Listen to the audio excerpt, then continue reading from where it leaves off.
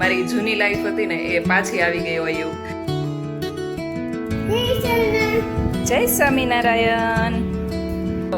ડીશમાં એક રોટલી શાક ન થાય, ખાલી કેરીઓ ખવાઈશ. મસ્ત સવાર થઈ ગઈ છે અને સૂર્યનારાયણે દર્શન દઈ દીધા છે. Hello friends, very good morning, જય શ્રી કૃષ્ણ એન્ડ જય Swaminarayan. Welcome back to my channel. જો સૂર્યનારાયણનો સીધો તડકો આપણા ફેસ ઉપર આવી રહ્યો છે. મસ્ત એકદમ વાદળિયું વાતાવરણ પણ છે અને સૂર્યનારાયણ પણ ઉગી ગયા છે. હવે ઉનાળા જેવું નથી લાગતું, હવે થોડું વરસાદ જેવું, વરસાદ તરફ ઉનાળો જઈ રહ્યો હોય ને એવું જ લાગે છે. અને વાતાવરણ પણ સરસ મજાનું છે. અત્યારે સવારમાં સવારના 7 વાગી ગયા અને આપણે નાઈને ફ્રી થઈ ગયા છે અને હેર વોશ પણ કરી લીધું છે આજે તો સવારમાં. તો ચાલો આજે જક્ષુનું ટિફિન બનાવવાનું છે અને ટિફિનમાં શું બનાવીએ એ જોઈએ. જોકે મેં છે ને ઢોસાનું બેટર પલાળી દીધું છે, એટલે એમાંથી આપણે અઠવાડિયામાં 3 કે 4 ડીશ તો બની જ જાય. તો એ ઢોસાના બેટરમાંથી આપણે એક દિવસ ઢોસા પેપર બનાવી દઈશું, સાથે સૂકી ભાજી કે એવું કંઈક બનાવી દઈશું, અને એક દિવસ ઈડલી ને ચટણી ભરી દઈશું, બીજે દિવસે અપમ ભરી દઈશું, અને આજે આપણે મિની ઉત્તપમ બનાવવાના છીએ. તો 3-4 દિવસનું આપણે એકવાર ઢોસાનું બેટર બનાવીએ અને એમાંથી થઈ જાય, એટલે એક નહીં એક વીક આપણે એવું આપી શકીએ. અને ઢોસાનું બેટર છે ને એ ફર્મેન્ટેડ હોય પણ આમ કંઈ નુકસાન ના કરે, એટલે આપણે અને અલગ અલગ વાનગી પણ થઈ જાય એક બેટરમાંથી, એટલે આપણે એ ટાઈપનું કંઈક બનાવવાના છીએ. તો ચાલો અત્યારે મિની ઉત્તપમ બનાવી લઈએ. અહીંયા મેં ઉત્તપમ બનાવવા માટે લઈ લીધું છે કેરેટ. જક્ષુને ગાજર બહુ ભાવે છે એટલે આપણે ગાજર નાખવાના છીએ. જો કે ઉત્તપમમાં ગાજર નાખવાનું હોય જ, અને થોડું ખાટ મીઠું લાગે એટલે આપણે કાંક કેરી છે ને એને છીણીને એડ કરશું. એક મરચું લઈ લીધું છે, ટામેટું લઈ લીધું છે, કેપ્સિકમ લઈ લીધું છે અને ધાણા લઈ લીધા છે. આજે મને કેટલા ટાઈમ પછી એવું લાગે છે કે મારી જૂની લાઈફ હતી ને એ પાછી આવી ગઈ હોય એવું. કેમ કે જ્યારે હું જોબ કરતી હતી ને ત્યારે મારું ઋષભનું પણ એ રીતનું શેડ્યુલ હતું કે અમે લોકો દરરોજ સવારમાં, એટલે ઉનાળો હોય તો સવારે 6 વાગે જાગીએ ને પછી 1 કલાક સ્વિમિંગમાં જઈએ, પછી ત્યાંથી આવીને હું શાવર ને ભગવાનની પૂજા અને એ બધું કરીને ટિફિન બનાવીને પછી હું જોબ પર જાઉં અને વૃષભનું બપોરનું લંચ બનાવતી જાઉં, અને પછી એ લોકો એ જમીને જતા રહી. એ રીતનું અમારું શેડ્યુલ ચાલતું હતું. જોકે વૃષભનું ટિફિન તો મારે ક્યારે પણ બનાવવાનું નથી થયું, પરંતુ હું જોબ કરતી હતી ને તો મારે મારું ટિફિન બનાવવાનું હોય અને વૃષભનું લંચ બનાવવાનું હોય. વૃષભને તો શિફ્ટ ડ્યુટી હોય એટલે ગમે એક મતલબ એ દરરોજ જમવાના ટાઈમ પર તો ઘરે જ હોય. બપોરનું હોય તો બપોરે અને સાંજનું હોય તો સાંજે ને એ રીતે. અને જો અત્યારે હવે હું ઘરે હતી ને એટલે હું સાંજનું ટિફિન એને બનાવી દેતી હતી. બાકી વહેલી સવારે તો મારે એનું ક્યારેય ટિફિન બનાવવાનું નથી થયું. અને આજે પહેલી વખત આપણે જક્ષુનું ટિફિન બનાવવા માટે અત્યારે કિચનમાં આવ્યા છે ને, તો મને એવું લાગે છે કે જાણે હું મારું ટિફિન બનાવવા માટે પહેલાં ઉઠતી હતી ને એ રીતેનું શેડ્યુલ થઈ ગયું છે. બાકી એટલો ટાઈમ આપણે ઉઠતા તો હોઈએ, પણ આમ ટિફિન ને એવું બધું સવારમાં ના બનાવવાનું હોય. નોર્મલ જે રૂટીન કામ હોય એ બધું આપણે પતાવતા હોઈએ.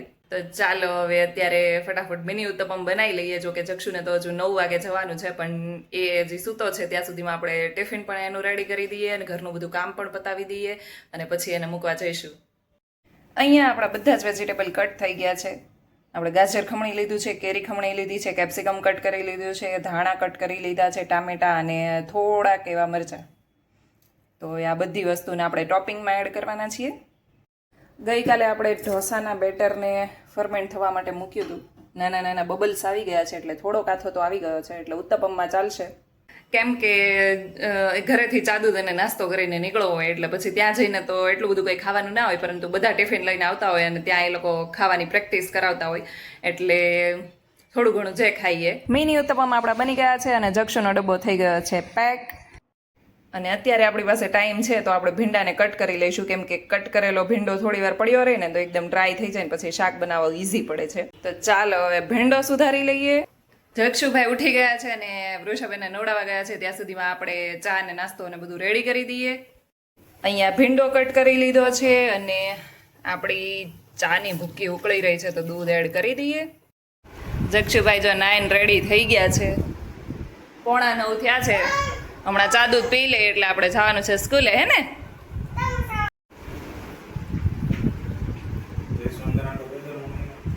જય સ્વામિનારાયણ જક્ષુ. Thank you.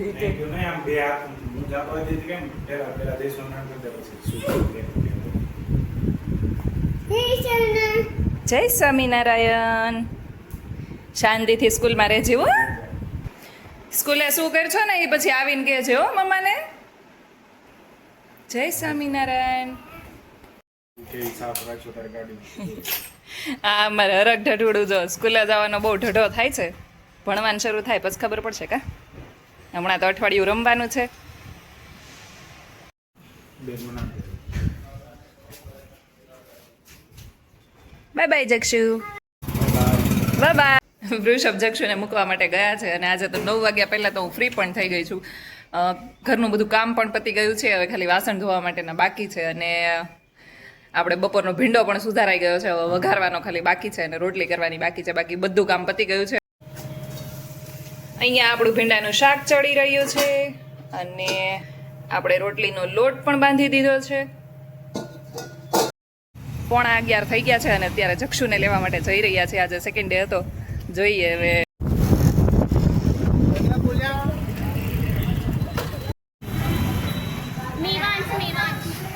माही और रियान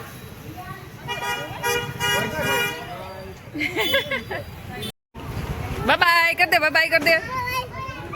મજા આવતી હતી જક્ષુ તને? તું રોતો તો કે નહોતો રોતો? નહોતો રોતો? બધા છોકરા રોતા હતા? કેમ રોતા હોય? અહીંયા આપણી રોટલી બની ગઈ છે. અહીંયા ઘરના આંબાની દેશી કેસર કેરી મસ્ત એકદમ નીચેની છે ને એના તો પ્યોર કેસરી કલર આવ્યો છે. અને આપણું ભીંડાનું શાક પણ બની ગયું છે. તો ચાલો બધા જમવા માટે. આજે મને એવું લાગે છે કે મારે રોટલી પડી રહે. જો ડીશમાં એક કે રોટલી શાક ન થાય હું ખાલી કેરીઓ ખવાઈશ. ઘરના આંબાની તો એટલી પૂરી કરી દો.